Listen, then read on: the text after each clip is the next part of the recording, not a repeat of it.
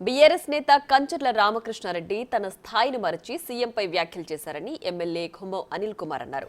కంచర్ల వ్యాఖ్యలు తమ పార్టీ నేతలను రెచ్చగొట్టేలా ఉన్నాయని ఫైర్ అయ్యారు. నయీం ఆగడాలు బీఆర్ఎస్ హయాంలోనే జరిగాయని, అతని అనుచరులంతా బీఆర్ఎస్ కౌన్సిలర్గా ఉన్నారని అనిల్ ఆరోపించారు.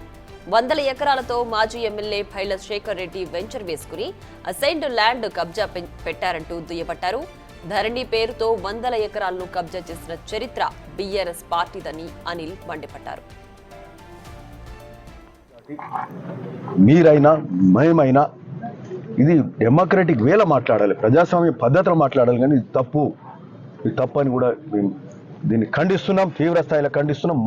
మళ్ళా ఇట్లాంటి ఘటనలు మళ్ళా జరగొద్దని కూడా ఈరోజు మేము వార్నింగ్ ఇస్తున్నాం.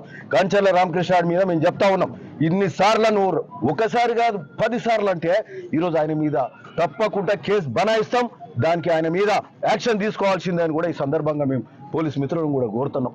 నిన్న మా వాళ్ళు కూడా ఇక్కడ టౌన్ కాంగ్రెస్ కేసు చేసారు కదా, ఆయన మీద కూడా చేసారు, మా యూత్ మీద కూడా కేసు అయింది. నిన్న మళ్ళా తర్వాత ఆడ ఏది అంబేద్కర్ చౌరస్తా దగ్గర మళ్ళా ఫ్లెక్సీల దగ్గర పెట్టి వాళ్ళు రెచ్చగొడతారు. నిన్న గడబడికి అంతా కూడా కారణం కంచర్ల రామకృష్ణ వాళ్ళ ప్రెస్ మీట్ అంటే కెలుగుచ్చుకునే కార్యక్రమం. ప్రజా జీవితంలో లేరు, ప్రజల మొత్తం కనుమరుగు అయ్యే సమయంలో రెచ్చగొట్టి పబ్బం గడుపుకునే కార్యక్రమం చేస్తున్నారు తప్పితే ఇంకొకటి లేదు. అది అయిపోయింది. మా వాళ్ళు యూత్ పిల్లలు ఇట్లాంటి చెదురుమదురు ఘటనలు గత 20-30 ఏళ్ళకెళ్ళి కూడా మీరు వెనక్కి తిరిగి చూడండి, మన గాంధీభవన్ దగ్గర కావచ్చు, ఇంకెక్కడైనా కావచ్చు. ఇట్లాంటి అంటే యూత్ను వినెవర్ నో మా సైకాలజీ ఎట్లుంటుంది. నిన్న పోయింది 7-8 మంది యూత్ పిల్లలు, 7-8 మందే పోయినరు. 7-8 మంది కాకుంటే 10 మంది పోయింటారు. ఎటువంటిది అంటే వాళ్ళు ఒకరో ఇద్దరు ఎక్కువ టెంప్ట్ అయిపోతారు. ఇప్పుడు సీఎం స్థాయి వ్యక్తిని అట్లా అంటే ఆ విధంగా ఓసారి జరగడానికి ఆస్కారం ఉన్నది. ఎమోషన్స్ కంట్రోల్ చేయలేం.